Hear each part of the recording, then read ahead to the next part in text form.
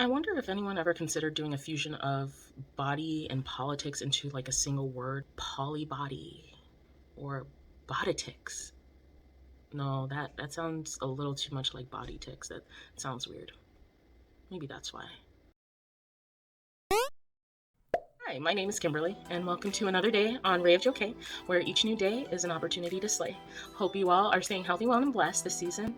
Hope you all had a fantastic Thanksgiving. Got to spend time with, of course, a bit of family and then friends. Also spent a bit of that time putting different projects together. One of those things is actually new self-care or personal care kits that I put together. There's 4 different kits. One is a sampler kit, another a mini kit, a sip and snack pack, and then also a seasonal kit, which will change from season to season. All of them are full of different things that I use for my self-care. I did not include anything that I haven't used or haven't touched. All of them are from big brands that I've partnered up with. So of course I trust these brands. I've been using these brands for quite a few years now. So definitely have incorporated them into my lifestyle and have had great experiences with that. And then also a personal creation of mine. So here is a candle that I made. Right now, a lot of the wax has actually gone down significantly. I've been using this a lot. This candle is actually part of my holiday candles. Not the typical scents that you'd find, like, peppermint, of course, and all of that. To help with your aromatherapy, I've incorporated quite a few scents together, and it smells lovely. So I have that going in the background. And then, of course, you have my little Ray of Joe K emblem there. It's because I love writing. I really love writing. And I self-reflect every second of every hour. I have this one is my copy, but this will also be part of the seasonal kit. So that and the candle will be part of the seasonal kit.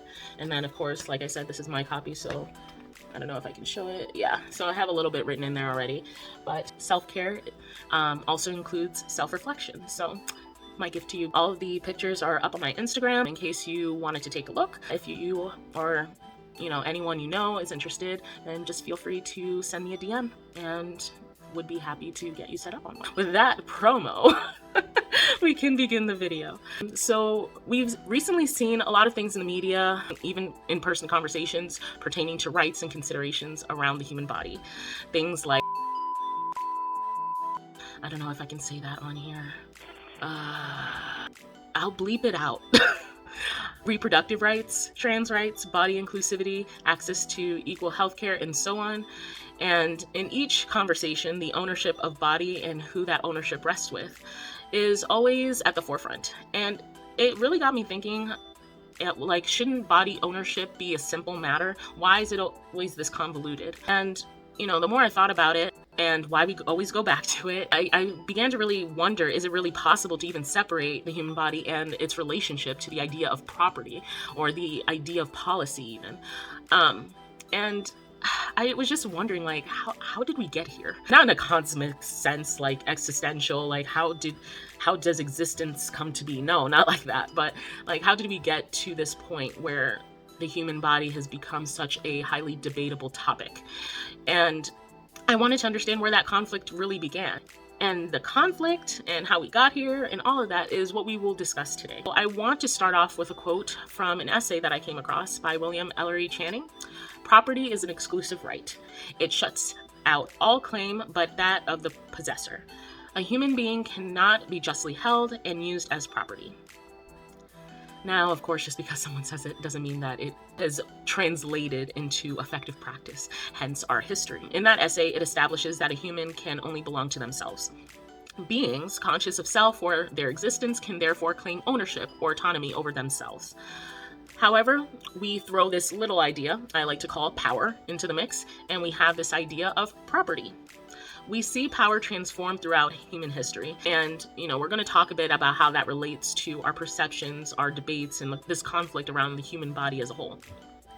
We first will begin with, of course, society's what at least Charles Darwin called survival of the fittest. It looks like the fight for resources is never too far, even now. As far as basal desires are, I feel like I feel like survival of the fittest has its beginnings in our consciousness, like in regards to our basal desires, like the quest for purpose, the quest for continuity. This idea of survival rests in these two concepts. So when it comes to things that we look out for in order to feed those basal desires, which some might argue is less basal than we think, but I feel that And by basal desires, people might think like, the basics like food, water, shelter, which do play into the basal desires. But I'm talking about like why doing all those things. Obviously, that those play into it. This idea of wanting to continue on, wanting to find more meaning and purpose might be more of a conscious level thinking, but definitely that need of continuity rests with our basal desires. Now, that being said, we look to favorable traits that can aid us on this quest. And traits that are usually associated with longevity, survival, fitness, usually win out when it comes to this idea of survival of the fittest. And also comes to this idea of adaptability. We adapt by attaining these certain traits, and if we cannot get access or immediate access to it, like if we ourselves can't acquire these traits, then we find other ways of incorporating them to aid on our quest for survival. Now, I've set up that premise. I want to now discuss the idea of power and status. Now, we know power and status equates to influence. When you throw influence into the pot, you're now going to be able to access certain things that you might not like personally have, but maybe others do. And of course, if we're looking at early evidence of this in society, usually people with the more favorable traits of survival would tend to be picked out as leaders. Like, people would look to them to offer protection, offer guidance amidst any threats or dangers. So that was very prevalent as people were beginning to get into smaller groups, not even like civilizations, but as people began to congregate, that idea began to persist. And we can even see it, like, let's say, earlier parts of when civilizations were coming to be. A good example of even the celebration of these traits would be in sports with either warrior pits or with the gladiators. And funny enough, in these instances, there would always be some person of influence using those traits in order to garner favor from the people, garner popularity, to make their name a lot more common amongst the populace. And in using that favor to also garner influence within political sectors. We can also see that even with the rise of civilizations, this idea of organized religion, or people coming together to practice a certain faith, we can also see this idea play out there. But now it's kind of taking a little bit of a new twist in terms of meaning. Now that, of course, with faith kind of coming into the picture, you have this idea that your body is no longer yours, but belongs to something beyond yourself. The idea of creation belongs to the creator rather than to yourself. And you begin to kind of see this persist with the ideologies, the perceptions that people have. So you have the emergence of rituals of sacrifice, for instance, for the appeasement of that greater power. And this could be things like self-sacrifice or the sacrifice of others in order to appease them. In doing that, it was a matter of not just appeasement, but it was this idea that we're giving something back to the gods that were never ours. And then over time, it still persisted, but as new religions came into play, you have the definition just changing slightly, but not too much, of this body becoming now a temple. It's still something that's technically not really ours. We're simply guests in the temple, but we're not the owners of said temple. And again, like I said, it reinforces that ideology that the body is real estate, that it's property, or that it can be. And in doing that, like kind of introducing this concept of theology as it pertains to something beyond us, we now also have this interesting interaction of what people perceive as a higher power, or something akin to a deity being attributed to humans. So I'm sure you're familiar that a lot of the ancient leaders, like there were those who were treated as gods. Of course, they themselves were not gods, but they attained this godlike status. They were untouchable in a way. So now you have worship of people as gods, or as god familiars, something that people can see, kind of playing on the perception of the senses. It's something that people can see. It's something that people can understand a lot more than something that's vague and out there. So now you have the establishing of this, and of course a lot of the definitions that come with the body no longer belonging to us, but belonging to that higher power, and this evolution of certain people of influence attaining that godlike status. Now they come together, and this garnered a movement where now it granted them permission, and by them I mean the people of influence, it granted them permission to gain authority over others' bodies. And that's where you have, of course, slavery, colonialism, subjugation of others, and so on. So now I've set that up, let's discuss religion and politics, because at different points in history they do collide.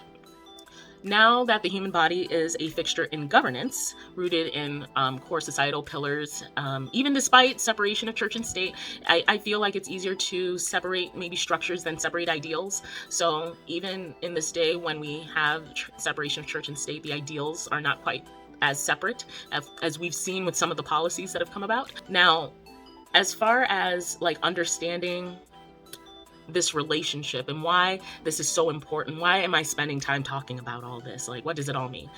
Well, it is central to discussions around, establishing body autonomy and the pursuit of rights to quality of life. How do those core societal pillars exert their power over body autonomy?